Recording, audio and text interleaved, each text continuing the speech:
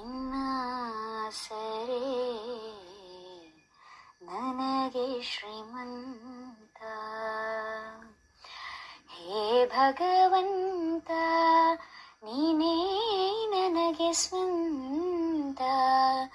ನಿನ್ನ ಸರೆ ನನಗೆ ಶ್ರೀಮಂತ.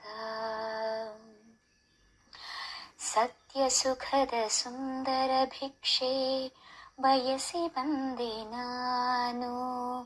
ಸತ್ಯ ಸುಖದ ಸುಂದರ ಭಿಕ್ಷೆ ಬಯಸಿ ಬಂದೆ ನಾನು. ಕರುಣೆ ತೋರೆ ಕೃಪೆಯ ಹರಸಿ ಬಹಳ ಕೊಟ್ಟೆ ನೀನು.